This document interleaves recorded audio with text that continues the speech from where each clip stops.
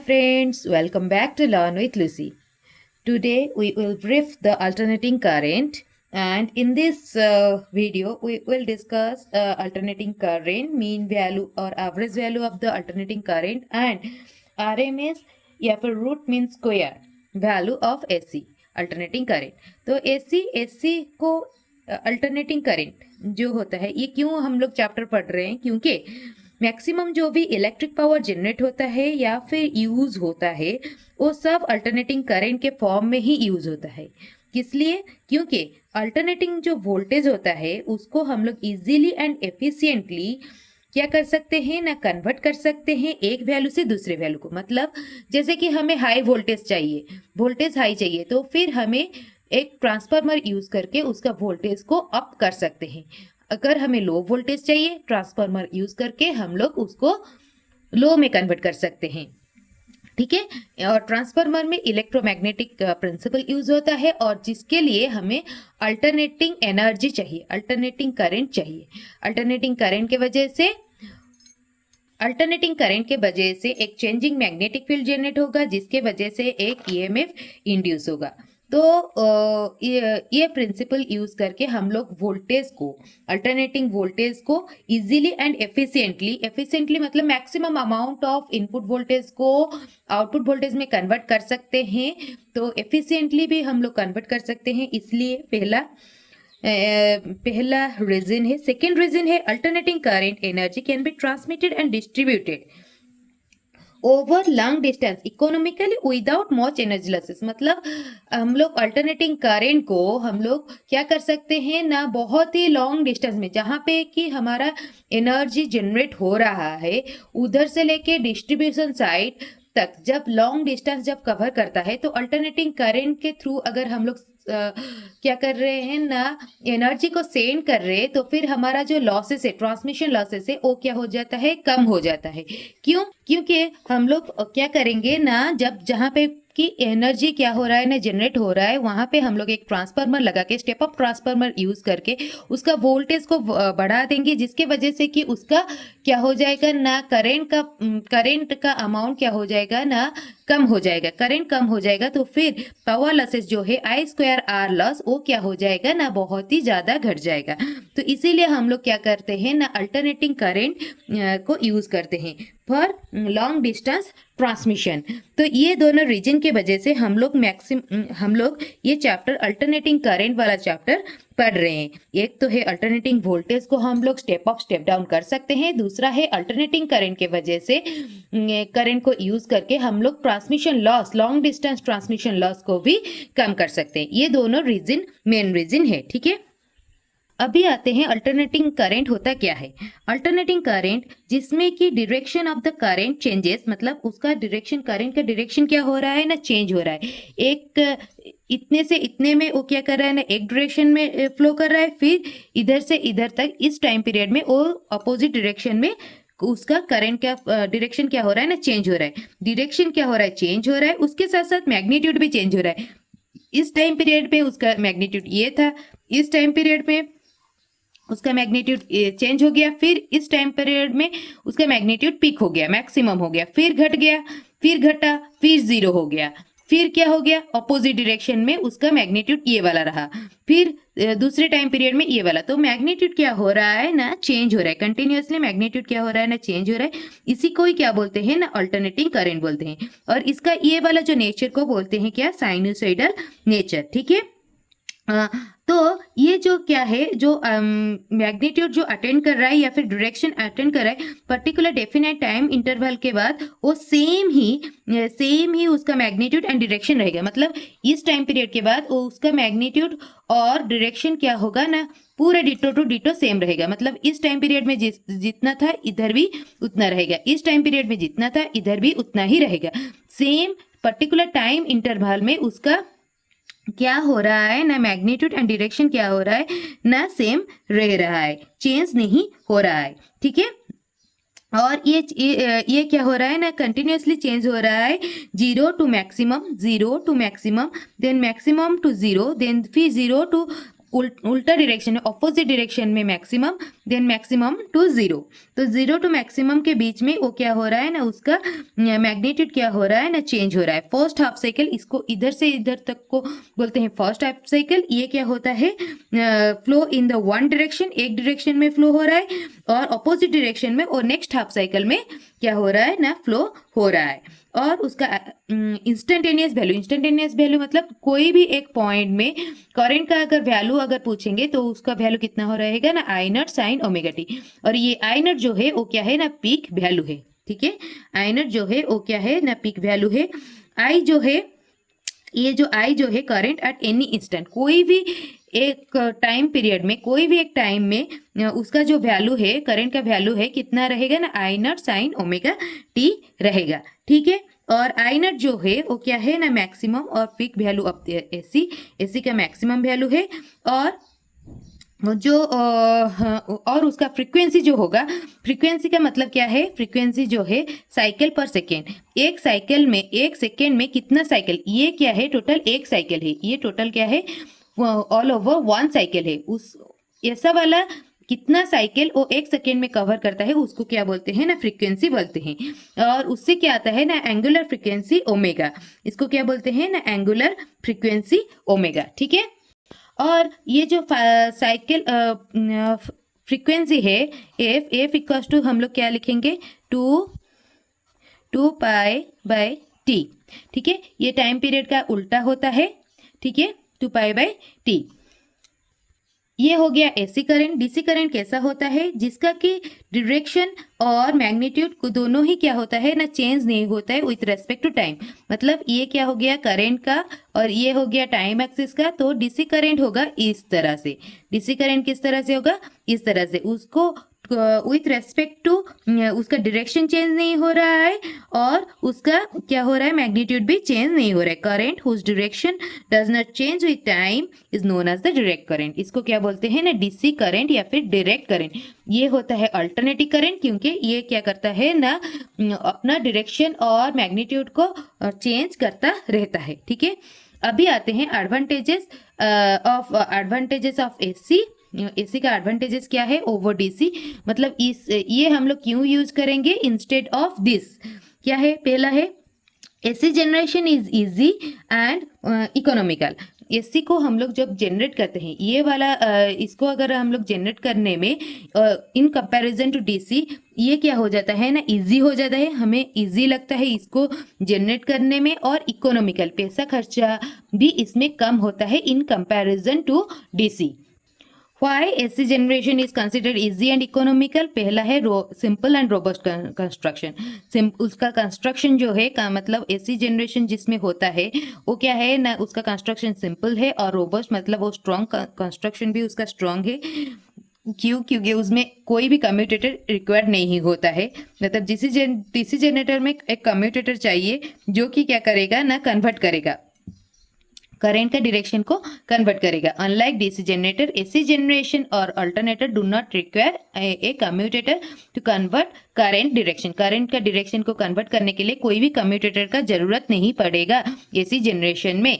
ठीक है, ये कम्यूटेटर क्या करता है, in a DC motor is a rotary switch. एक कम्यूटेटर जो होता है वो एक रोटेटिंग होता है, वो एक स्विच है पर वो रोटेट करता रहता है। That reverse the direction of the current with the armature. वो क्या करता है ना, करंट का डायरेक्शन को रिवर्स करता है आर्मेचर वाइंडिंग के साथ। एवरी हाफ टर्न, हर एक हाफ टर्न में, जैसे कि हमारा जनरेशन हो रहा है एसी, तो ये वाला को ऊपर की तरफ करना है, तो उसको वो क्या करेगा ना, ईच हाफ टर्न में वो क्या करेगा ना, आर्मेचर के साथ मिलके करंट का डायरेक्शन को क्या करेगा ना, चेंज करता रहेगा। Ensuring the motor rotates in A consistent direction. मतलब वो क्या करेगा ना, मोटर एक ही डायरेक्शन में घूमता रहे, वो देखेगा, पर करंट का डायरेक्शन को क्या करेगा ना, चेंज करता ही रहेगा। तो इसके लिए हमें कम्यूटेटर का जरूरत है, पर एसी जनरेशन के लिए हमें कोई भी कम्यूटेटर का जरूरत नहीं है। इसीलिए वो कंस्ट्रक्शन क्या है, सिंपल है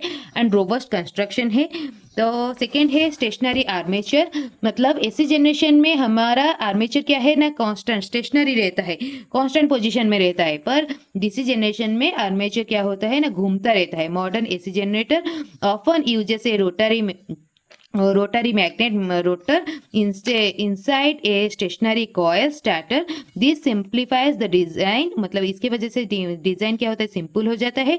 reduce the wear and tear, जबकि ये घूमता रहता है तो आर्मेचर अगर घूमता रहेगा wear and tear बढ़ेगा, पर एसी जनरेशन में आर्मेचर को घूमना कोई भी जरूरत नहीं है, तो इसीलिए उसका wear and tear क्या हो जाएगा, कम हो जाएगा.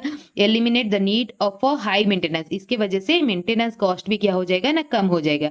Brushes to carry the main load, और ब्रश को बारंबार चेंज करना नहीं पड़ेगा in comparison to DC generation. तो इस और एक क्या है, सेकेंड पॉइंट आ गया स्टेशनरी आर्मेचर.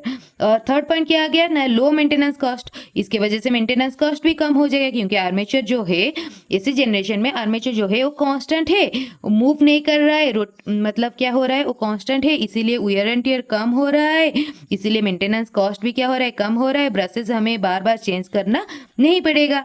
तो इसकी वजह से सेकेंड है इकोनॉमिक एफिशिएंसी इन जनरेशन. मतलब जनरेट करने में एफिशिएंसी जो है किसका हाई है ना, एसी जनरेशन का हाई है. Higher efficiency AC generator generally convert mechanical energy into electrical energy more efficiently than the DC machine. तो डीसी मशीन के कंपैरिजन में एसी जनरेशन ज़्यादा एफिशिएंटली क्या करेंगे ना, मैकेनिकल एनर्जी को इलेक्ट्रिकल एनर्जी में कन्वर्ट कर पाएंगे. देन सेकेंड पॉइंट आ गया लोअर इनिशियल कॉस्ट. मतलब पहला जो इनिशिएशन के लिए जो कॉस्ट होगा वो भी क्या है ना, एसी के लिए कम है, क्योंकि due to their simple more compact design. मतलब वो छोटा सा डिजाइन होगा, डीसी में बहुत बड़ा डिजाइन चाहिए. और AC generator are less expensive to build and by compare to the DC generator. मतलब एसी जनरेशन के लिए हमें क्या होगा ना, उसको मतलब बनाने में और खरीदने में भी बहुत कम एक्सपेंसेस, मतलब कम खर्चा लगेगा in comparison to the DC generator of the same capacity. Then और क्या है, सुपेरियर हीट डिसिपेशन. मतलब हीट जो जनरेट होगा वो डिसिपेट भी होना चाहिए ना. वो क्या है, जबकि आर्मेचर क्या है वो स्टेशनरी कंडीशन में है, तो हीट डिसिपेशन इजी हो जाता है एसी जनरेशन में in comparison to the DC generation. ये हो गया. देन थर्ड पॉइंट क्या हो गया, easy of transmission and transformation. मतलब ट्रांसमिशन जो एनर्जी जो ये हो रहा है उसको ट्रांसमिट करने में और ट्रांसफर करने में वो किसमें कौन सा इजी है, एसी इजी है, क्योंकि उसमें एसी को हम लोग क्या कर सकते हैं ना, easily step up step down कर सकते हैं थ्रू ट्रांसफार्मर. उसमें इलेक्ट्रोमैग्नेटिक प्रिंसिपल यूज होता है, जिसके लिए कि हमें एसी अल्टरनेटिंग एनर्जी चाहिए, तो हमारा इजी ट्रांसमिशन भी क्या हो जाता है, इजी हो जाता है, और ट्रांसफॉर्मेशन भी इजी हो जाता है. ट्रांसफॉर्मेशन मतलब एक वोल्टेज से दूसरे वोल्टेज में ट्रांसफर करना, चेंज करना. लो ट्रांसमिशन लॉस, और जो मतलब जहाँ पे जनरेट हो रहा है और जहाँ तक पहुँच रहा है वहाँ तक के लिए जो ट्रांसमिशन जो लॉस हो रहा है वो क्या हो रहा है, एसी में कम हो रहा है. किस तरह से कम होगा, जहाँ पे जनरेट हो रहा है हमारा एनर्जी वहाँ पे हम लोग एक स्टेप अप ट्रांसफार्मर यूज कर लेंगे, तो जिसकी वजह से क्या हो जाएगा, वोल्टेज हाई हो जाएगा और उसके वजह से करंट कम हो जाएगा. करंट की वजह से लॉस जो है I2R लॉस वो भी क्या हो जाएगा ना, बहुत ही कम हो जाएगा. तो इसीलिए एसी को हम लोग क्या कर सकते हैं, लो ट्रांसमिशन लॉस के थ्रू ट्रांसफर कर सकते हैं एक जगह से दूसरी जगह तक. इजी ऑफ कन्वर्शन, मतलब अगर हमें कहीं पे डीसी चाहिए, अगर डीसी अगर हमें चाहिए होगा तो फिर हम लोग क्या करेंगे ना, हम लोग एक रेक्टिफायर डायोड यूज करके हम लोग एसी को डीसी में कन्वर्ट कर सकते हैं. तो AC is converted to DC easily by using a bridge rectifier. एक ब्रिज रेक्टिफायर हम लोग यूज करके हम लोग एसी को डीसी में कन्वर्ट कर सकते हैं. तो ब्रिज रेक्टिफायर किस तरह से होता है ना, इस तरह से होता है. मैंने लास्ट वीडियो में मतलब पहले वीडियो में मैंने ये सब अच्छे से डिस्क्राइब किया है. ये किस तरह से काम करेगा. एसी हमें डीसी चाहिए तो एसी ये है, तो डीसी हमें इस तरह से मिलेगा. ठीक है, कैपेसिटर अगर लगा देंगे तो रिपल भी क्या हो जाएगा, कम हो जाएगा. ठीक है. देन फोर्थ पॉइंट आ गया कंपैटिबल एंड स्केलेबिलिटी. तो एक है वर्सटाइल प्राइम मूवर. मतलब एसी में हम लोग क्या कर सकते हैं, different type of prime movers use कर सकते हैं, जैसे कि हो गया steam turbine, gas turbine, wind turbine, मतलब कोई भी या फिर कोल, न्यूक्लियर, ये सब को हम लोग यूज करके हम लोग प्राइम मूवर को चला सकते हैं एसी जनरेशन के लिए. और एक क्या है ना, स्टैंडर्डाइजेशन, उसका एक स्टैंडर्डाइजेशन है।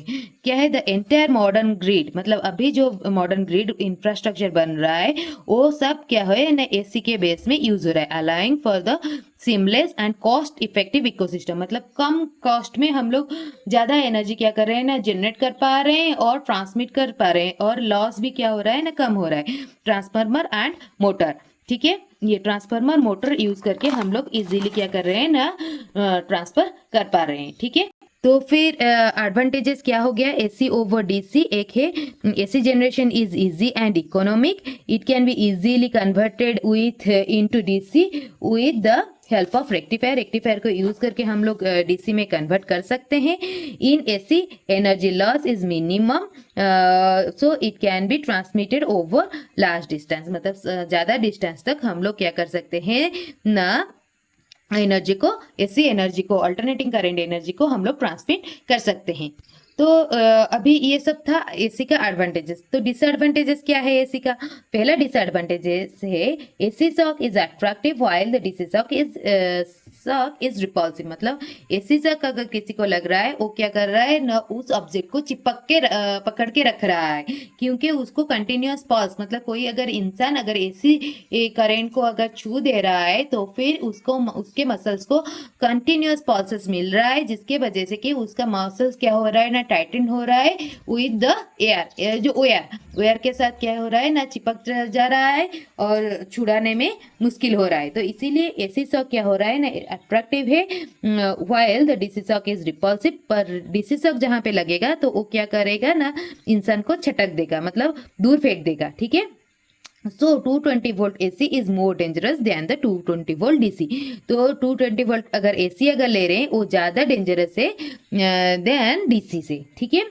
तो और सेकेंड पॉइंट क्या है, AC cannot be used in the electroplating process, AC को हम लोग इलेक्ट्रोप्लेटिंग प्रोसेस में यूज नहीं कर सकते हैं। इलेक्ट्रोप्लेटिंग प्रोसेस के लिए हमें DC चाहिए, मतलब DC करंट चाहिए। Here the constant current with the constant flow polarity is needed which is given by the AC, मतलब इसके लिए हमें क्या चाहिए ना, कांस्टेंट करंट चाहिए, एक ही डायरेक्शन में करंट फ्लो होना चाहिए, और कांस्टेंट पोलैरिटी, और जिसके वजह से कि पोलैरिटी भी हमारा क्या होना चाहिए, कांस्टेंट होना चाहिए। इसके वजह से हम लोग किसी भी एक मेटल के ऊपर हम लोग प्लेटिंग कर सकते हैं, उसके लिए हमें DC चाहिए, मतलब एक ही डायरेक्शन में करंट फ्लो होना चाहिए।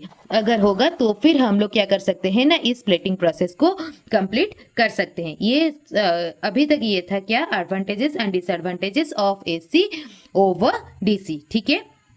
अल्टरनेटिंग करंट क्या है ये भी हमने समझा, अल्टरनेटिंग करंट को हम लोग क्यों पढ़ रहे हैं ये भी हमने समझा, क्योंकि अल्टरनेटिंग वोल्टेज को हम लोग इजीली एंड एफिशिएंटली कन्वर्ट कर पा रहे हैं, और अल्टरनेटिंग करंट के थ्रू हम लोग लो ट्रांसमिशन लॉस के थ्रू हम लोग एनर्जी क्या कर रहे हैं ना, एक जगह से दूसरे जगह पे ट्रांसफर कर पा रहे हैं। अल्टरनेटिंग करंट का नेचर साइनोसॉइडल नेचर है, उसका इंस्टेंटेनियस वैल्यू क्या है ये सब हमने पढ़ लिया है, ठीक है।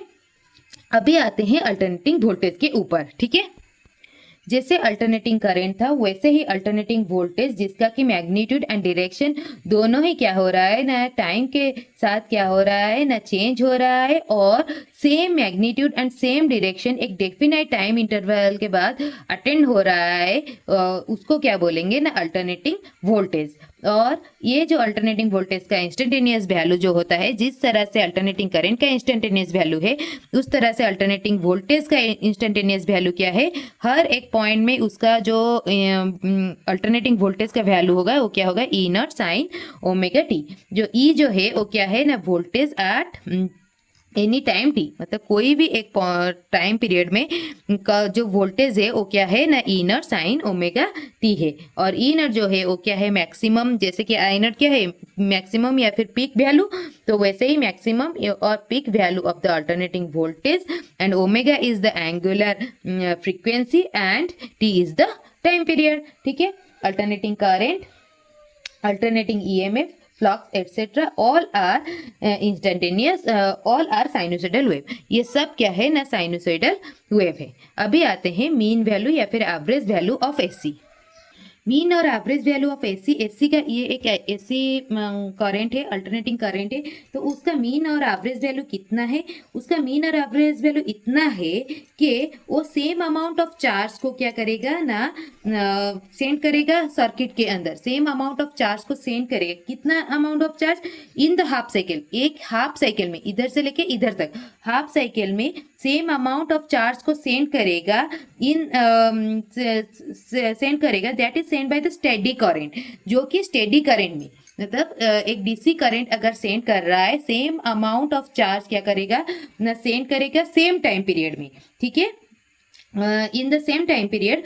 तो उसी वैल्यू को क्या बोलेंगे ना, आई मीन या फिर आई एवरेज, उसी वैल्यू को क्या बोलेंगे ना, I mean, mean value of क्या एसी और एवरेज वैल्यू, मतलब क्या है, एवरेज वैल्यू। तो ये क्या है, ये जो मीन वैल्यू और एवरेज वैल्यू क्या है, मतलब एक हाफ साइकिल के अंदर एक एसी करंट जितना अमाउंट ऑफ चार्ज क्या कर रहा है ना, सर्किट में क्या कर रहा है, सेंड कर रहा है, उतना ही अमाउंट ऑफ चार्ज एक डीसी करंट सेंड करेगा उतना ही टाइम पीरियड में। करंट का उस वैल्यू को, करंट का एसी करंट का उस वैल्यू को, एसी करंट का उस वैल्यू को क्या बोलेंगे ना, मीन वैल्यू या फिर एवरेज वैल्यू, ठीक है। तो फिर मीन वैल्यू और एवरेज वैल्यू किसके ऊपर डिपेंड है ना, चार्ज के ऊपर डिपेंड है। किसके ऊपर डिपेंड है ना, चार्ज के ऊपर डिपेंड है। इसको मैथमेटिकली हम लोग कैसे प्रूव करेंगे, मैथमेटिकली हम लोग देखेंगे कि किस तरह से ये होता है। तो इंस्टेंटेनियस करंट का वैल्यू कितना है ना, I equal to I naught sine omega T, ये जो है इंस्टेंटेनियस वैल्यू ऑफ करंट है। तो एक स्मॉल टाइम पीरियड में, मतलब लेट, ये एक स्मॉल टाइम पीरियड हम लोग ले रहे हैं, इतने से लेके इतने तक, ये क्या है ना, small time period, that is D T है। तो इसके अंदर जो चार्ज जो मतलब ट्रांसफर होगा वो क्या हो जाएगा, इस टाइम पीरियड के अंदर जो चार्ज ट्रांसफर होगा वो क्या हो जाएगा ना, डी क्यू हो जाएगा।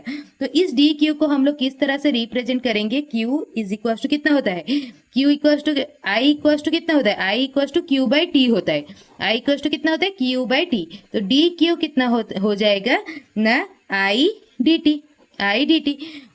ये छोटा सा टाइम पीरियड में जो करंट जो फ्लो हो रहा है वो क्या होगा, कांस्टेंट करंट फ्लो होगा, मतलब इतने कम टाइम में जो करंट का जो वैल्यू है वो कितना, इतना चेंज नहीं होगा, वो क्या होगा ना, कांस्टेंट रहेगा, ठीक है। तो आई डी टी, तो आई की जगह पे हम लोग क्या करेंगे ना, वैल्यू पुट करेंगे I naught sine omega T, उसी पॉइंट में जो करंट का जो वैल्यू होगा वो क्या होगा, I naught sine omega T D T, ठीक है, is equal to D Q. तो ये जो टोटल टाइम पीरियड मतलब क्या है, 0 टू लेके t बाई 2 टाइम पीरियड के अंदर कितना अमाउंट ऑफ चार्ज वो क्या कर रहा है ना, ट्रांसफर कर रहा है। किस तरह से जानेंगे ना, इधर से लेके इधर तक अगर हम लोग इंटीग्रेट कर लेंगे तो कितना अमाउंट ऑफ चार्ज वो क्या हो रहा है ना, हाफ साइकिल में ट्रांसफर हो रहा है, ये क्या हो जाएगा ना, पता चल जाएगा। तो बोथ साइड को हम लोग क्या करेंगे ना, इंटीग्रेट कर लेंगे, ठीक है।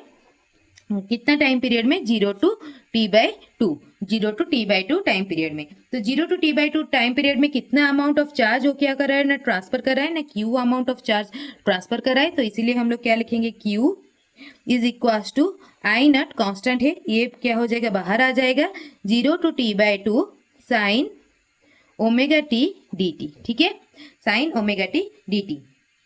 तो q इधर हो गया आई नॉट, साइन का इंटीग्रेशन क्या होता है, minus cos omega t, omega क्या है इधर, कांस्टेंट है, ये क्या है, टाइम वेरिएबल जो है, तो ओमेगा इधर नीचे आ जाएगा और ये क्या हो जाएगा ना, लिमिट क्या है, 0 टू t बाई 2। अभी क्या करेंगे ना, वैल्यू डालेंगे, माइनस आई नॉट, माइनस इधर बाहर आ गया, ओमेगा, ये क्या हो जाएगा, cos omega t 0 to t by 2, ठीक है, इतने तक आ गया। तो अभी हम लोग क्या लिखेंगे ना, q is equal to minus I naught omega, upper value डालेंगे कॉस ओमेगा, t के जगह पे क्या लिखेंगे, t बाई 2 माइनस कॉस, नीचे लोअर लिमिट क्या है, 0 है, तो 0 कॉस 0, ठीक है, इतने तक हो गया। तो q का वैल्यू कितना आ गया ना, minus I naught by omega cos omega T by 2, cos 0 का वैल्यू कितना होता है, 1, ठीक है, 1 लिख लिए। तो ये क्या हो गया, minus I naught by omega cos, ये ओमेगा, अभी ओमेगा और फ्रीक्वेंसी के बीच में रिलेशन क्या है, omega equal to 2 pi f, और एफ क्या है, टाइम पीरियड का ऑपोजिट एफ इक्वल्स टू कितना होता है 1/t होता है ना, तो omega equals to 2π/t, omega equals to 2π/t, तो ओमेगा टी कितना हो गया ना, ओमेगा टी कितना हो गया ना 2π, तो इधर 2π, तो ये वाला चीज को हम लोग इधर लिखेंगे, ओमेगा टी के जगह पे लिखेंगे क्या 2π/2 -1, ठीक है। तो Q कितना हो गया, Q हो गया -I0/ओमेगा cos 2 कैंसिल हो गया cos पाई -1, cos पाई -1, तो ये क्या हो गया -I0/ओमेगा, cos पाई का वैल्यू कितना होता है -1 और ये क्या है -1, तो अभी Q का वैल्यू कितना हो गया, इतने तक था, तो Q का वैल्यू कितना हो गया ना, Q इज इक्वल्स टू 2I0/ओमेगा, माइनस माइनस प्लस हो गया, 1 कितना हो गया 2 हो गया, 2I0/ओमेगा, ठीक है। ये क्या हो गया ना, हाफ साइकिल में कितना चार्ज क्या कर रहा है ना, सेंड कर रहा है। तो अभी लिखेंगे क्या ना, charge send by the AC in positive half cycle, let जो चार्ज जो पॉजिटिव हाफ साइकिल में जो चार्ज क्या कर रहा है ना, सेंड कर रहा है, पॉजिटिव हाफ साइकिल में जो चार्ज सेंड कर रहा है उसका वो कितने करंट में सेंड कर रहा है, आई मीन में, तो आई एम में, तो इस हिसाब से हमें Q का वैल्यू कितना हो जाएगा ना, क्यू एस सी, अगर एस सी का करंट के हिसाब से अगर हम लोग लिखेंगे तो क्या लिखेंगे, मीन वैल्यू या फिर average value of the S C current into time period कितना है, टाइम क्या है t/2 टाइम में। तो ये दोनों करंट क्या है, ये दोनों चार्ज क्या है, इक्वल है, ये दोनों चार्ज को क्या करेंगे ना, इक्वल कर लेंगे, Q equals to Q S C, तो Q का वैल्यू क्या है 2I0/ओमेगा, और इधर क्या लिखेंगे IM इंटू t/2, ठीक है। अभी इतने तक हो गया, तो हमें क्या निकालना है, IM मीन वैल्यू निकालना है, IM इज इक्वल्स टू, ये क्या हो जाएगा 2 नीचे है ऊपर आ जाएगा 4I0/ओमेगा, और t ऊपर है नीचे आ जाएगा बाय t, तो ठीक है। ओमेगा टी का वैल्यू कितना था, ओमेगा इक्वल्स टू कितना है 2πf, f का वैल्यू क्या है 1/t, तो ये क्या हो गया, ओमेगा टी कितना हो गया 2π, तो ओमेगा टी के जगह पे क्या लिखेंगे 2π, तो IM कितना हो गया 4I0/2π, तो IM का वैल्यू कितना हो गया ना 2I0/π, 2I0/π का वैल्यू कितना है ना 0.637 I0, ठीक है। तो मीन वैल्यू और average value of ASC is 0.637 I0, मतलब I0 का मैक्सिमम का 63, मैक्सिमम का कितना 63, ये जो वैल्यू है IM 63.7% क्या है I0 का, मैक्सिमम करंट का 63.7% क्या है ना, मीन वैल्यू या फिर एवरेज वैल्यू ऑफ AC। तो पॉजिटिव हाफ साइकिल में उसका वैल्यू हो रहा है, पॉजिटिव हाफ साइकिल में उसका वैल्यू हो रहा है क्या 2I0/π, तो नेगेटिव हाफ साइकिल में उसका वैल्यू कितना हो जाएगा -2I0/π, तो टोटल देयरफॉर, तो टोटल कंप्लीट साइकिल में, टोटल साइकिल मतलब क्या, कंप्लीट ओवर टोटल साइकिल, ये इसमें हो रहा है Q का वैल्यू, I का वैल्यू हो रहा है 2I0/π, 2I0, ये हाफ साइकिल में हो रहा है 2I0/π, और ये हाफ साइकिल में हो रहा है -2I0/π, दोनों को ऐड करेंगे तो उसका वैल्यू कितना हो जाएगा 0 हो जाएगा। दोनों को अगर हम लोग ऐड करेंगे, ये इसका वैल्यू टोटल क्या हो जाएगा ना 0 हो जाएगा।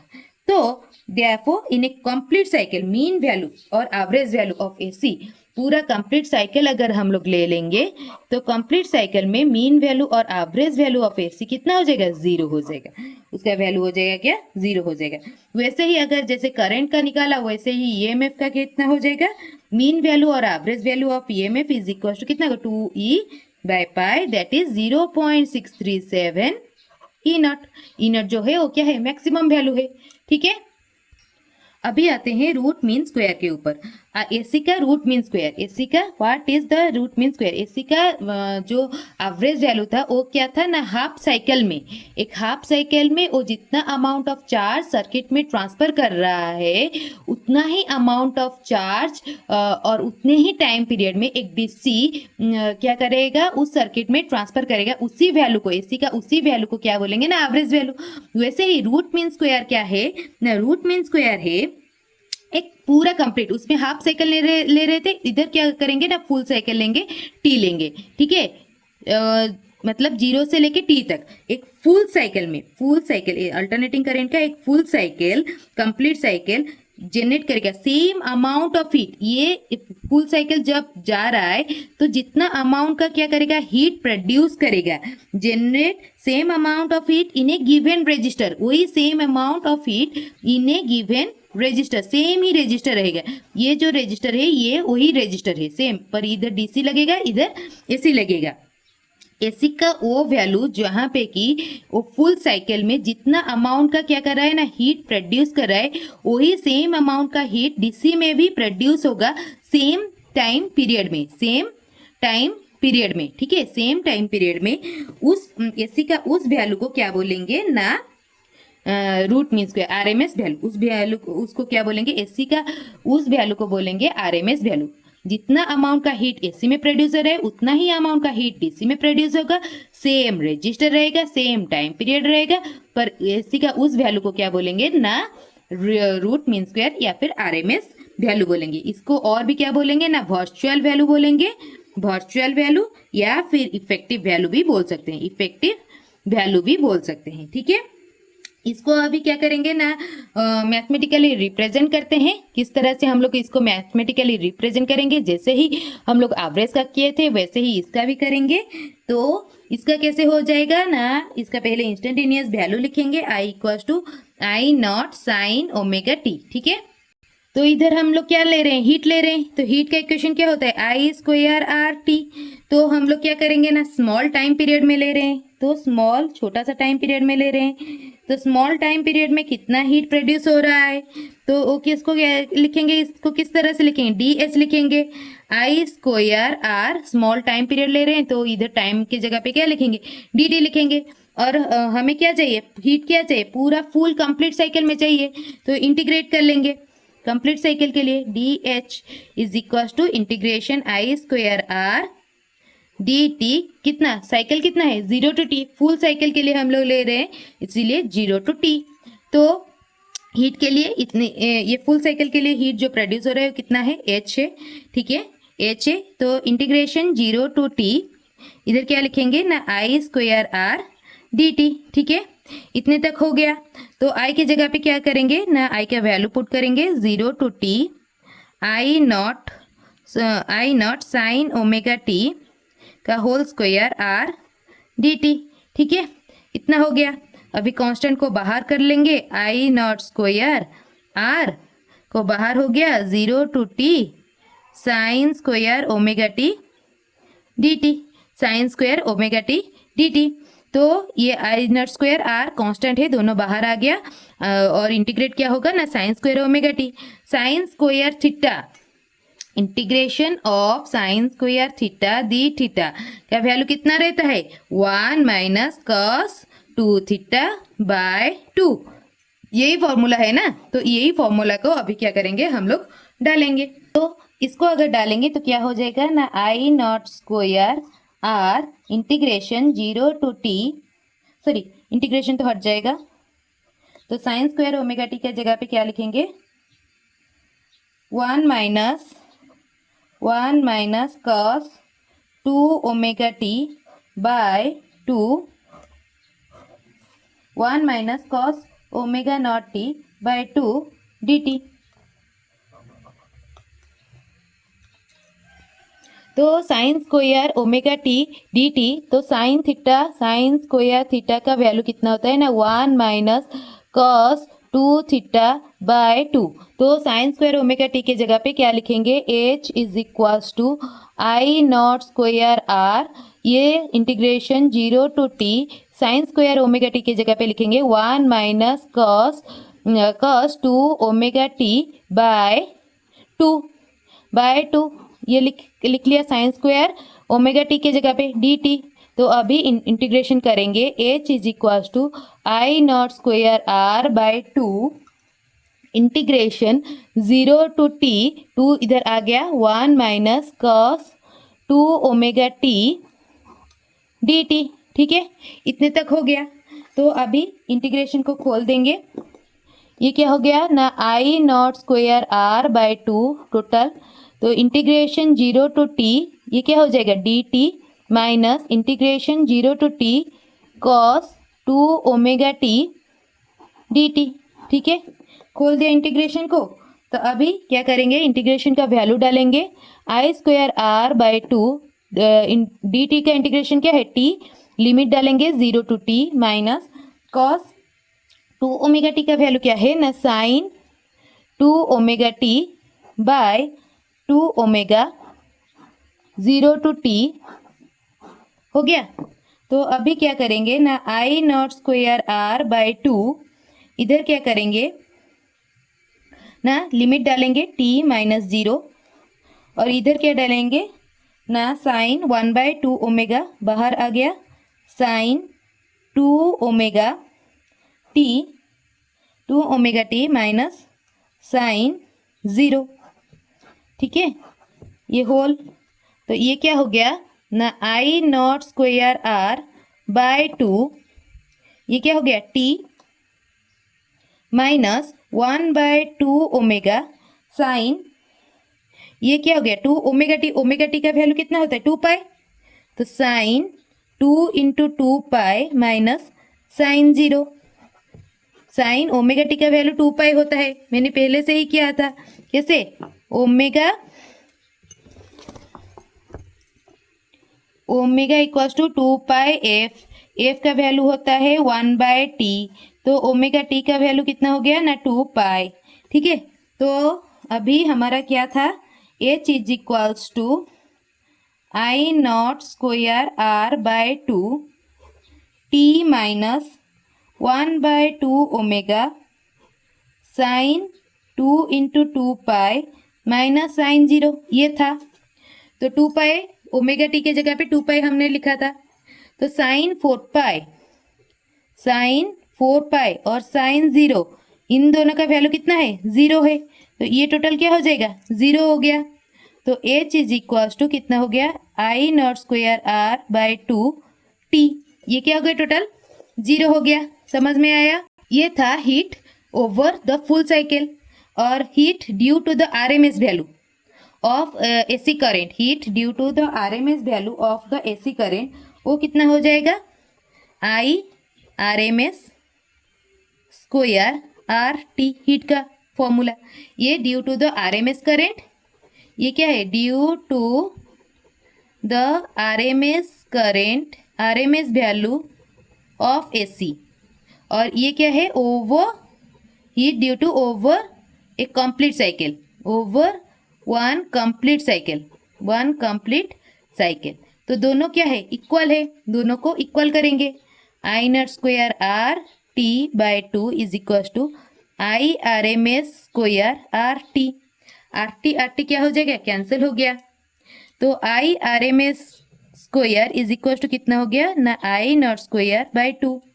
तो आई आर एम एस का वैल्यू कितना हो गया, I R M S is equal to root over of I naught square by to, that is I naught by root two. इसका वैल्यू कितना है ना 0.707 आई नॉट। ठीक है, तो फिर आई आर एम एस जो है हीट जो प्रोड्यूस कर रहा है वो कितना है ना 70.7% of peak value of AC current. ठीक है, वैसे ही ईएमएफ का कितना हो जाएगा, E R M S is equal to EMF का कितना है 0.707 E naught. Maximum EMF generate का कितना होगा 70.7%। ठीक है, ये हो गया। अगर ग्राफ के थ्रू अगर हम लोग समझेंगे तो क्या हो जाएगा, ग्राफ इस तरह से होता है एसी का, ये मैक्सिमम करंट होता है, ये क्या होता है I R M S current, I R M S जिसका की वैल्यू कितना है 0.707 आई नॉट, और उसके नीचे में आएगा आई एवरेज जो कि क्या होगा ना 0.637 आई नॉट, मैक्सिमम का 0.637। ठीक है, अभी जो होता है एसी एमीटर और वोल्ट मीटर जो होता है वो हमेशा क्या करता है ना, इस आरएमएस करंट को ही मेजर करता है। जो एसी एमीटर या फिर वोल्ट मीटर होता है ये आरएमएस करंट और आरएमएस क्या ईएमएफ को क्या करता है ना, मेजर करता है। क्योंकि ये जो एमीटर और वोल्ट मीटर का जो डिफ्लेक्शन होता है, जो शिफ्टिंग होता है पॉइंटर का, वो किस वजह से होता है ना, हीटिंग इफेक्ट के वजह से होता है। और ये हीटिंग इफेक्ट किस वजह से होता है ना, आरएमएस करंट को शो करता है, आरएमएस वैल्यू को, एसी का आरएमएस वैल्यू को शो करता है। और एवरेज वैल्यू किसको शो करता है, चार्ज को शो करता है ओवर हाफ साइकिल। और आरएमएस किसको शो करता है ना, हीट को शो करता है, heat produce over complete cycle. तो ये दोनों ही क्या है ना, उसका डिफरेंस है। ठीक है, तो ये जो हीट जो प्रोड्यूस होता है, ये हीट कैसे होता है, heat is directly proportional to I R M S square, इसका आरएमएस वैल्यू के ऊपर डिपेंड है इसीलिए। और अगर हम लोग डीसी एमीटर, एसी के जगह पे ये सब क्या है ना, एसी एमीटर और वोल्ट मीटर है। अगर हम लोग कभी कोई ऐसी सर्किट में अगर हम लोग डीसी एमीटर या फिर डीसी वोल्ट मीटर अगर लगा लेंगे तो फिर वो क्या करेगा ना, कितना शो करेगा ना, 0 शो करेगा। If we connect ordinary DC ammeter और voltmeter to AC circuit, कोई भी एसी सर्किट में अगर हम लोग डीसी एमीटर या फिर वोल्ट मीटर अगर कनेक्ट कर रहे हैं वो फिर वो क्या शो करेगा ना, 0 शो करेगा। क्योंकि average value of alternating current end voltage over a full cycle is 0। क्योंकि एवरेज वैल्यू कितना, हाफ साइकिल में उसका वैल्यू होता है 2 आई नॉट बाय पाई, तो और नेक्स्ट हाफ साइकिल में उसका वैल्यू होता है 2 minus 2 I naught by pi. दोनों को अगर ऐड कर लेंगे तो उसका वैल्यू कितना हो जाएगा ना, 0 हो जाएगा। इसीलिए कोई भी ऐसी सर्किट में अगर डीसी एमीटर और वोल्ट मीटर अगर लगा रहे हैं तो फिर उसका रीडिंग कितना आएगा ना, 0 आएगा। ये था पूरा कंप्लीट क्या theory of the alternating current को हम लोग क्यों यूज करते हैं, क्यों पढ़ रहे हैं हम लोग अल्टरनेटिंग करंट, पहले ये पढ़ा। फिर अल्टरनेटिंग करंट का नेचर क्या है, किस तरह से दिखता है, क्या क्या है, उसको किस तरह से हम लोग मैथमेटिकली रिप्रेजेंट कर सकते हैं। फिर एसी का advantages disadvantages over DC, AC मतलब एसी डीसी से कैसे बेहतर है और किस फील्ड में वो क्या है डीसी से पीछे रहता है, ये दोनों पॉइंट भी हम लोग डिस्कस किए। फिर मीन वैल्यू क्या होता है, एसी का अल्टरनेटिंग करंट का मीन या फिर एवरेज वैल्यू होता क्या है, वो क्या है ना, चार्ज के ऊपर डिपेंड है ओवर हाफ साइकिल। देन क्या है ना, आरएमएस वैल्यू क्या है, आरएमएस वैल्यू क्या है ओवर फुल साइकिल, कितना हीट प्रोड्यूस कर रहा है उतना ही हीट क्या करेगा ना, वो डीसी में भी प्रोड्यूस करेगा। उसी वैल्यू को बोलेंगे एसी का क्या है, आरएमएस वैल्यू। और जो हमारा जो एमीटर और वोल्ट मीटर होता है वो किस वैल्यू को रिप्रेजेंट करता है, एसी का एवरेज वैल्यू या फिर root mean square RMS value को रिप्रेजेंट करता है। क्योंकि वो जो एमीटर और वोल्ट मीटर में जो डिफ्लेक्शन होता है वो हीट के वजह से होता है और heat is directly proportional to the I RMS square. तो इसीलिए वो आरएमएस वैल्यू ऑफ करंट और RMS value of voltage AC का वो क्या करता है ना, शो करता है। अगर हम लोग कोई एसी सर्किट में अगर हम लोग डीसी एमीटर या फिर वोल्ट मीटर को कनेक्ट कर रहे हैं तो फिर वो क्या करेगा ना, 0 शो करेगा। ये सब हमने इस वीडियो में पढ़ा है। Thank you so much for watching. अगर मेरा वीडियो आपको पसंद आया प्लीज सब्सक्राइब माई चैनल।